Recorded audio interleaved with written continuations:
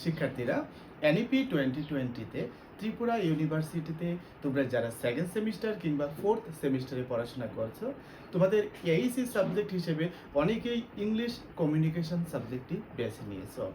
তোমরা যারা এইসি ইংলিশ নিয়েছো, তোমরা কি সিলেবাসটা দেখেছো? তোমাদের সিলেবাসের মধ্যে প্রথমত যে টপিকটা রয়েছে সেটা হচ্ছে সিম্পল সেন্টেন্সেস। সিম্পল সেন্টেন্সেস এবং এখানে রয়েছে তোমাদের ইউজ অফ প্রাইমারি অক্সিলিয়ারি। আজকের ক্লাসে আমি তোমাদের ধারণা দেব এই সিম্পল সেন্টেন্স সম্পর্কে এবং তোমাদেরকে ধারণা দেব যে ইউজ অফ প্রাইমারি অক্সিলিয়ারি সম্পর্কে। তো ক্লাসটি না টেনে সবটা ক্লাস তোমরা দেখবে, তাহলে এই টপিকের উপর তোমাদের যেই ধরনের এমসিকিউ কোশ্চেন পরীক্ষাতে আসবে তোমরা অবশ্যই আনসার করতে পারবে। আর ক্লাসটি শুরু করার আগে তোমরা যারা যারা আমার চ্যানেলে নতুন, অবশ্যই চ্যানেলটিকে সাবস্ক্রাইব করে দেবে। এর ফলে যখনই আমি নতুন নতুন ক্লাস নিয়ে আসবো সবার আগে তোমার কাছে পৌঁছে যাবে। আর একটা ইনফরমেশন হচ্ছে, গুগল প্লে স্টোরে আমাদের স্কুল অফ মেরিটের মোবাইল অ্যাপ্লিকেশন রয়েছে। ওইখান থেকে অ্যাপটি ইনস্টল করে নিলেই আমাদের অনলাইন প্ল্যাটফর্মে যুক্ত হতে পারবে। এখানে তোমাদের ইন্টারনাল পরীক্ষার প্রত্যেকটা প্রশ্নপত্রের সলিউশন করে দেওয়া হয়, তোমাদের অ্যাসাইনমেন্টের উত্তর তৈরি করে দেওয়া হয়, আর তোমাদের আসন্ন ফাইনাল পরীক্ষার জন্য দেওয়া হয় কমন সাজেশন। বিস্তারিত জানতে কল কিংবা হোয়াটসঅ্যাপ করতে পারো স্ক্রিনে দেওয়া মোবাইল নম্বরে। যাই হোক, আর কথা না বাড়িয়ে আমরা মূল আলোচনায় ফিরে যাচ্ছি। তো প্রথমত আমি তোমাদেরকে ধারণা দেব যে সিম্পল সেন্টেন্স বলতে আমরা কি বুঝি। তোমরা অনেকেই জানো যে সিম্পল সেন্টেন্স বিষয়টা কি। সিম্পল সেন্টেন্স যেটাকে আমরা বাংলাতে কি বলে থাকি, বাংলাতে আমরা বলে থাকি সরল বাক্য। তো একটা সিম্পল সেন্টেন্স তৈরি করতে স্ট্রাকচারটা কিরকম থাকবে?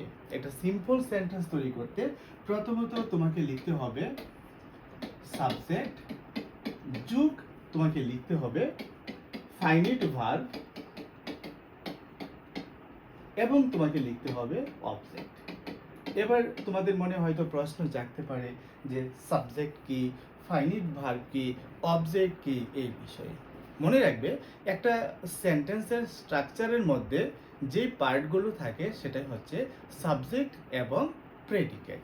এই বিষয়ে তোমরা আগে থেকেও অনেকেরই পূর্ব ধারণা বা জ্ঞান রয়েছে যে সাবজেক্ট প্লাস প্রেডিকেট। সাবজেক্ট বলতে আমরা কি বুঝি এবং প্রেডিকেট বলতে কি বুঝি? আমরা যদি বাংলায় বলি, সাবজেক্ট মানে হচ্ছে উদ্দেশ্য আর প্রেডিকেট মানে হচ্ছে বিধেয়। তাহলে উদ্দেশ্য কি আর বিধেয় কি? একটা সেন্টেন্সের মধ্যে আমি তোমাদেরকে একটা সেন্টেন্স লিখে দেখাচ্ছি। যেমন বাংলায় যদি আমি একটা সেন্টেন্স লিখি যে রাজু বিদ্যালয় যায়, এই যে বাক্যটা আমি লিখলাম, এই বাক্যটার মধ্যে কার সম্পর্কে বলা হয়েছে? রাজু সম্পর্কে বলা হয়েছে। যার সম্পর্কে কিছু বলা হবে সেটা হবে উদ্দেশ্য, আর এই উদ্দেশ্য সম্পর্কে যা বলা হবে সেটা হবে বিধেয়। এই যে বাংলাতে আমি উদ্দেশ্য এবং বিধেয় লিখলাম, সেটাই হচ্ছে সাবজেক্ট এবং প্রেডিকেট। তাহলে এই সেন্টেন্সটাকে যদি আমরা ইংরেজিতে যদি আমরা ট্রান্সলেশন করি, রাজু বিদ্যালয়ে যায়, আমরা লিখব রাজু গোস টু স্কুল। তাহলে এখানের মধ্যে সাবজেক্ট কোনটা হবে? এখানের মধ্যে সাবজেক্ট হবে রাজু, আর প্রেডিকেট কোনটা হবে? প্রেডিকেট হবে গোস টু স্কুল। এই সাবজেক্ট এবং প্রেডিকেটের মধ্যে এই প্রেডিকেটটাকে আমরা আরো দুইটা ভাগে ভাগ করতে পারি। যেমন একটা ভাগ হচ্ছে গোস আর একটা ভাগ হচ্ছে টু স্কুল। তাহলে এই যে গোস, এই গোস শব্দটা দিয়ে একটা কাজ করা বোঝায়, একটা অ্যাকশন বোঝায়। সুতরাং এটা হচ্ছে কি? ভার্ব।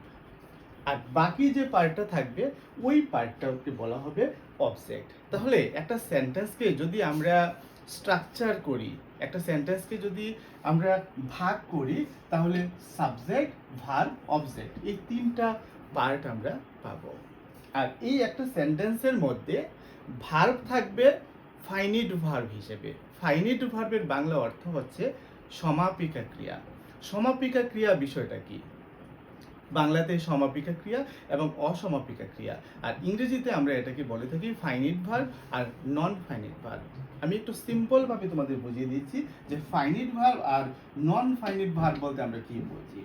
যেমন আমি একটা সেন্টেন্স লিখছি, I go to school. Simple ভাবে আমি একটা সেন্টেন্স লিখছি যাতে তোমরা বুঝতে পারো।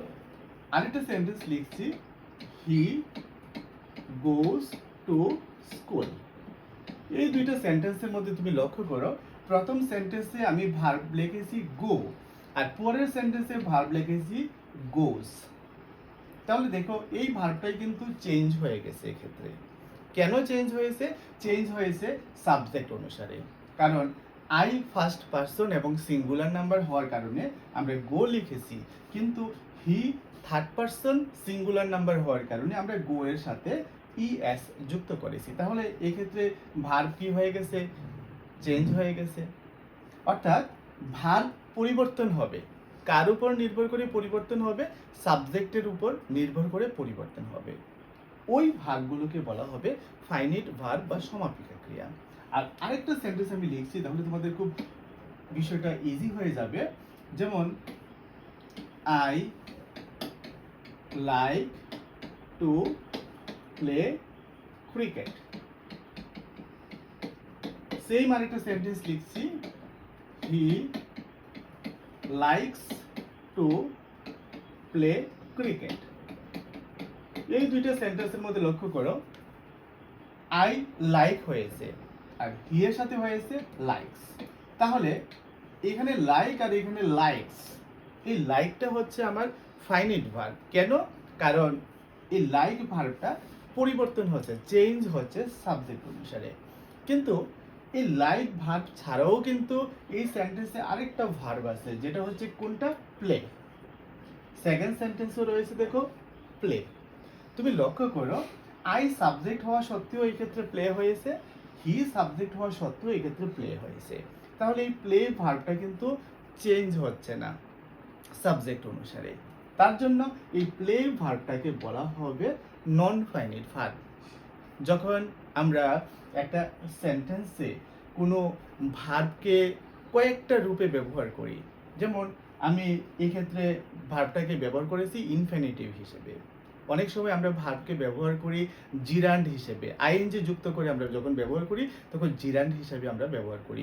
অনেক সময় আমরা পার্টিসিপল হিসেবে ব্যবহার করি, যখন আমরা ইডি যুক্ত করে ব্যবহার করি তখন পার্টিসিপল হিসেবে আমরা ব্যবহার করে থাকি। সেই ক্ষেত্রে দেখা যায় যে সাবজেক্ট অনুসারে ভার্বের কোনো পরিবর্তন হয় না, তখন সেগুলোকে বলা হবে নন ফাইনিট ভার্ব। তো যাই হোক, নন ফাইনিট ভার্ব একটা সেন্টেন্সে থাকুক কিংবা না থাকুক, ফাইনিট ভার্ব অবশ্যই একটা থাকতে হবে একটা সিম্পল সেন্টেন্স গঠন করার জন্য। কি থাকতে হবে? একটা ফাইনিট ভার্ব, যেই ভার্বটা সাবজেক্ট অনুসারে কি হবে? চেঞ্জ হবে। যেমন আমি তোমাকে সিম্পল ভাবে বলে দিচ্ছি যে আই এম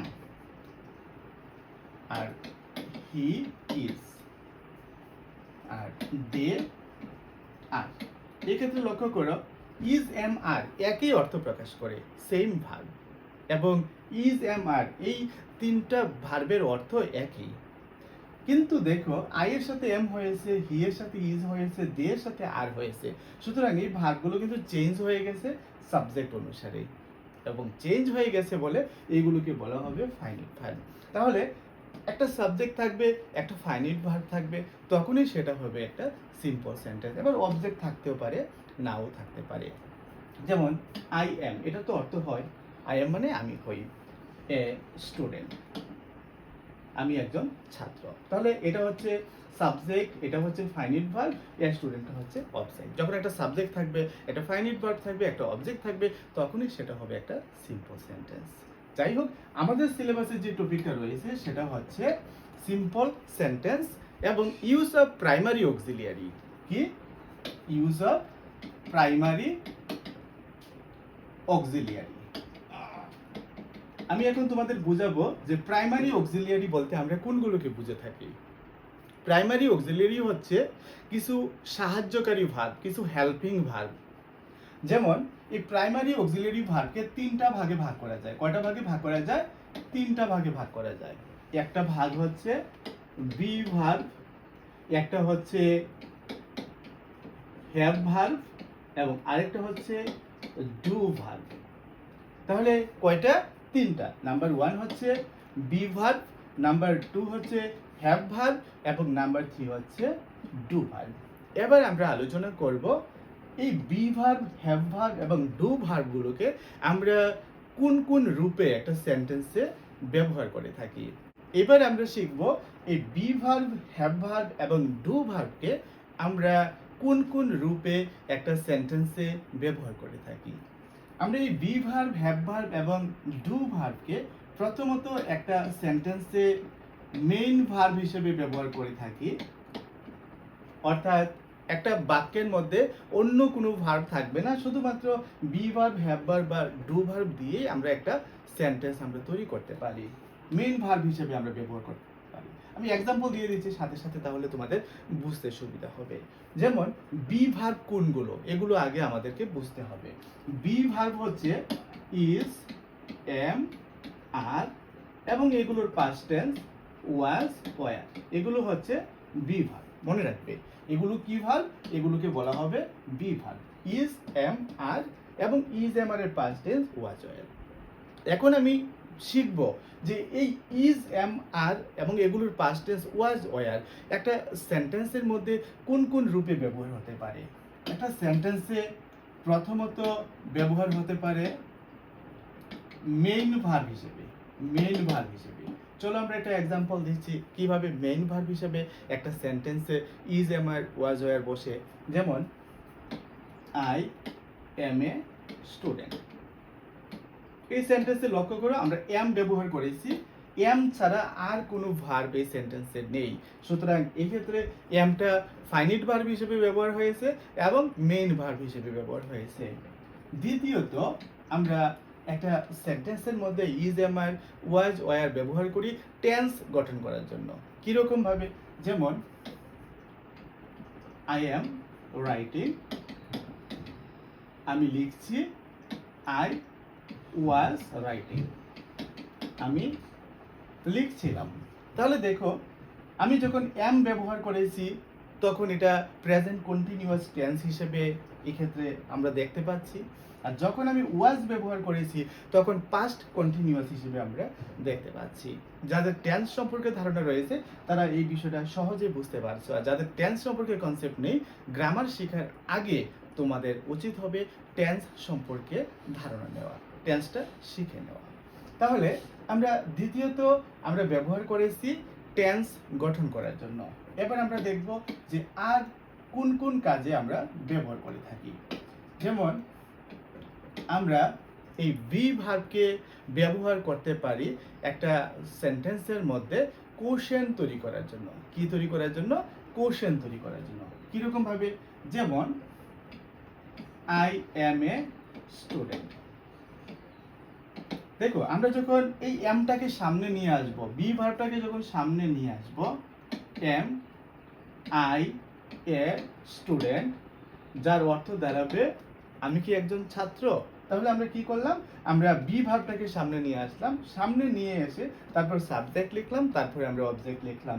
তখন আমরা কোশ্চেন তৈরি করার জন্য এই বি ভার্বটাকে আমরা কি করেছি? ব্যবহার করেছি।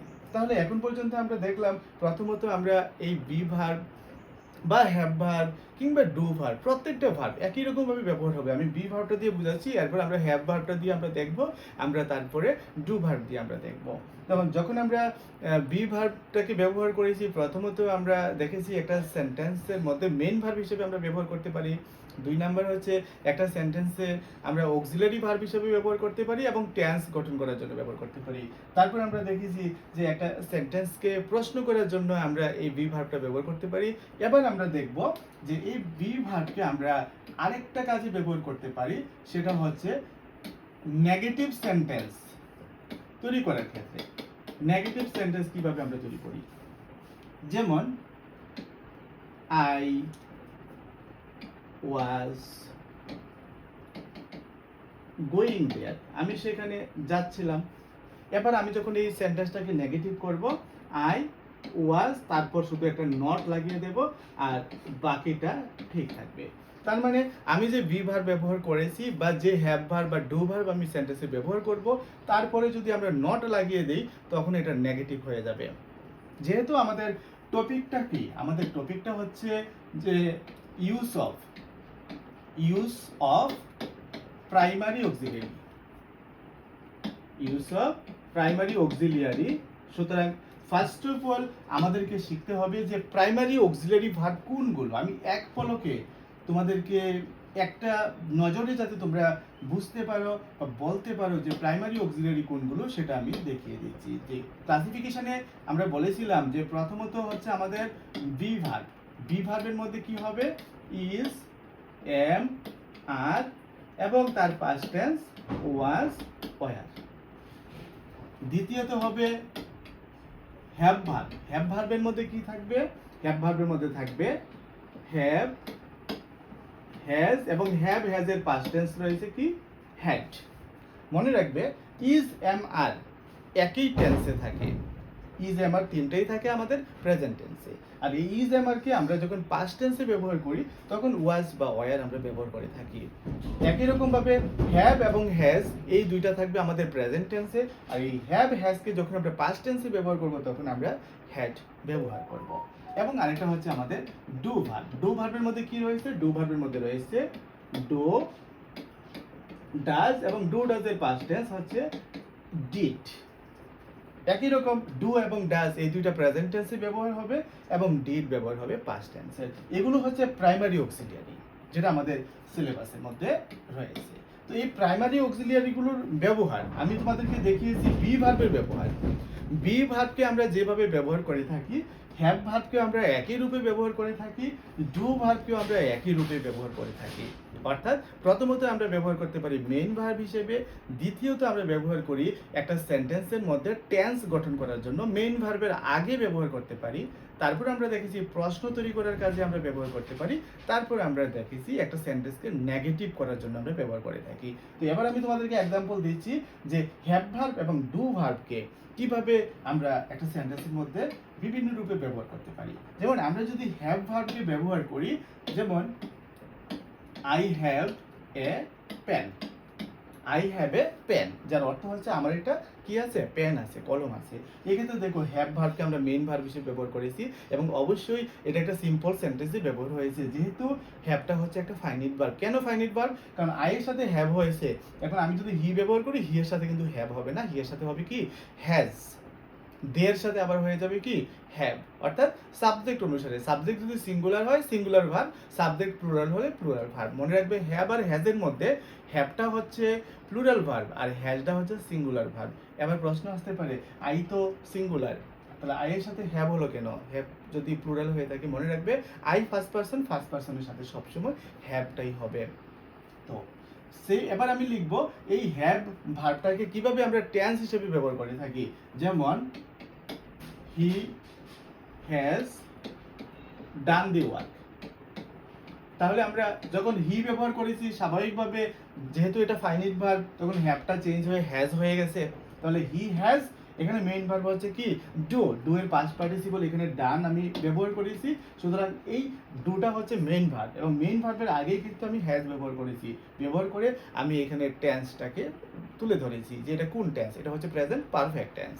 এবার আমরা দেখব এই হ্যাভ ভার্বটাকে আমরা আর কোন ভাবে ব্যবহার করতে পারি। আমরা এটাকে নেগেটিভ করতে ব্যবহার করতে পারি। যেমন they have not come today. তারা আজকে আসেনি। তাহলে এক্ষেত্রে আমরা কি হিসেবে ব্যবহার করেছি? নেগেটিভ হিসেবে ব্যবহার করেছি। তোমরা লক্ষ্য করো, যেহেতু আমি নট ব্যবহার করেছি, সুতরাং নেগেটিভ হিসেবে আমি এখানে ব্যবহার করেছি। এবার আরেকটা ব্যবহার দেখবো প্রশ্ন করার ক্ষেত্রে আমরা কিভাবে ব্যবহার করি। যেমন আমরা যদি একটা প্রশ্ন করি, যেমন যে সেন্টেন্সটা আমি এখানে লিখেছি, এই সেন্টেন্সটাকে যদি প্রশ্ন করি, he has done the work, সে কাজটা করেছে। এটাকে প্রশ্ন করতে আমাকে কি করতে হবে? এই হ্যাভ ভার্বটাকে প্রথমে নিয়ে আসতে হবে। এখানে হ্যাভ ভার্ব কোনটা? হ্যাভ ভার্ব হচ্ছে হ্যাজ। তাহলে প্রথমে আমরা লিখব হ্যাজ, তারপরে আমরা কি লিখব? সাবজেক্ট। সাবজেক্টটা কি? He. Has he done the work. তাহলে প্রশ্ন করার ক্ষেত্রে আমরা ব্যবহার করেছি। তাহলে তোমরা খুব সিম্পলভাবে কিন্তু বুঝতে পেরেছো যে আমরা প্রাইমারি অক্সিলিয়ারিগুলোকে কোন কোন ক্ষেত্রে ব্যবহার করতে পারি। প্রথমত আমি আবারও তোমাদেরকে একটা রিভিশন দিয়ে দিচ্ছি। প্রাইমারি অক্সিলিয়ারিগুলোকে আমরা নাম্বার 1 ব্যবহার করব as a main verb. Number 2 আমরা ব্যবহার করব যে হেল্পিং ভার্ব হিসেবে। হেল্পিং ভার্ব হিসেবে যখন ব্যবহার হবে তখন মনে রাখবে সবসময় একটা মেইন ভার্ব থাকবে, মেইন ভার্বের আগে আমরা ব্যবহার করব এবং তখন আমরা টেন্স গঠন করব। যখন আমরা হেল্পিং ভার্ব হিসেবে ব্যবহার করব তখন আমরা টেন্স গঠন করব। যখন আমরা হেল্পিং ভার্ব হিসেবে ব্যবহার করব না, শুধু মেইন ভার্ব হিসেবে ব্যবহার করব, তখনও টেন্স গঠিত হয়। যেমন আই অ্যাম আমি হই, আই ওয়াজ আমি ছিলাম, অর্থাৎ অ্যামটাই আমার ওয়াজ হিসেবে আমি ব্যবহার করেছি। আশা করি বুঝতে পারছো। এবার 3 নম্বরে আমরা কি হিসেবে ব্যবহার করতে পারি? নেগেটিভ করার ক্ষেত্রে। অর্থাৎ এই ক্ষেত্রে আমাদেরকে কি করতে হবে? প্রাইমারি অক্সিলারি ভার্বটার পরপরই নট ব্যবহার করতে হবে। এবং 4 নম্বরে আমরা ব্যবহার করব যে কোশ্চেন তৈরি করার ক্ষেত্রে। কোশ্চেন তৈরি করার ক্ষেত্রে আমরা যখন এই প্রাইমারি অক্সিলারিগুলো ব্যবহার করব, প্রথমতই আমরা প্রাইমারি অক্সিলারিটাকে লিখব, তারপর সাবজেক্ট লিখব এবং তারপর আমরা কি লিখব? অবজেক্ট লিখব। তখন আমরা কোশ্চেন হিসেবে ব্যবহার করতে পারবো। তো আমাদের সিলেবাসে এই যে ফার্স্ট টপিকটা simple sentence use of primary auxiliary, এইটার সাথে এন্ড দিয়ে আরেকটা পার্ট রয়েছে যেটা হচ্ছে ডেসক্রিপটিভ সেন্টেন্স। তো তোমাদেরকে বুঝতে হবে যে একটা সিম্পল সেন্টেন্স এবং একটা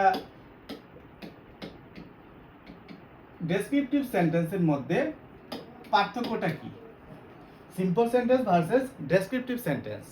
আমরা কখন একটা সিম্পল সেন্টেন্স বলবো, কখন এটাকে ডেসক্রিপটিভ সেন্টেন্স বলবো, আমি খুব সহজভাবে তোমাদের বুঝিয়ে দিচ্ছি। যে তোমরা লক্ষ্য করো, একটু আগে আমি বলেছি যে একটা সিম্পল সেন্টেন্স যেটা হবে একটা সরল বাক্য, এবং একটা সরল বাক্য শুধুমাত্র একটা সাবজেক্ট এবং একটা ফাইনাইট ভার্ব দিয়ে হবে। যেমন আই গো, এটা হচ্ছে একটা সিম্পল সেন্টেন্স, এটা একটা তথ্য দিয়েছে তোমাকে। আই গো আমি যাই, এটা তথ্য। কিন্তু আমি যদি লিখি আই গো টু স্কুল, তাহলে দেখো এই সিম্পল সেন্টেন্সটাকে আরেকটু ডিসকাস করেছি এই সেন্টেন্সটার মধ্যে। আই গো টু স্কুল, যেমন এই ক্ষেত্রে আমি বুঝতে পারছি না আই গো আমি যাই, কোথায় যাই এটা নেই, বর্ণনা নেই, কিন্তু এটার মধ্যে কিন্তু বর্ণনা দেওয়া রয়েছে আই গো টু স্কুল, অর্থাৎ এটা একটা বর্ণনা দেবে তোমাকে।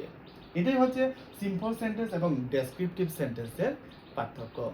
তাহলে কিভাবে আমরা একটা সিম্পল সেন্টেন্স এবং একটা ডেসক্রিপটিভ সেন্টেন্সকে আমরা আলাদা করব? যখন একটা সিম্পল সেন্টেন্স হবে এটাতে শুধুমাত্র সাবজেক্ট থাকবে এবং ফাইনাইট ভার্ব থাকবে, আর যখন এটা ডেসক্রিপটিভ সেন্টেন্স হয়ে যাবে সাবজেক্টও থাকবে, ফাইনাইট ভার্বও থাকবে এবং এটার মধ্যে অবজেক্টও থাকবে। অর্থাৎ যখন এটা একটা ডেসক্রিপটিভ সেন্টেন্স হবে এটা সিম্পল সেন্টেন্স হতে পারে, কিন্তু একটা সিম্পল সেন্টেন্স হলে এটা ডেসক্রিপটিভ সেন্টেন্স হবে না, কারণ ডেসক্রিপটিভ সেন্টেন্সের মধ্যে অবজেক্ট মাস্ট থাকবে। আশা করি এই দুটার মধ্যে পার্থক্য বুঝতে পেরেছো। এটা হচ্ছে তোমাদের ইংলিশ কমিউনিকেশনের অর্থাৎ এইচএসসি ইংলিশের ফার্স্ট ইউনিটের প্রথম টপিক, যে টপিকটার উপর আমি আলোচনা করলাম। তো আগে আমরা টপিক ডিসকাশন করব, বিষয়বস্তু সম্পর্কে ধারণা নেব, এরপর আমরা এক্সারসাইজ করব। আমরা এভাবে ধারাবাহিকভাবে টপিকগুলো শেষ করব, শেষ করে তোমাদেরকে প্রচুর পরিমাণে এমসিকিউ প্র্যাকটিস করাবো, যাতে করে পরীক্ষাতে গিয়ে সহজে তোমরা আনসার করতে পারো।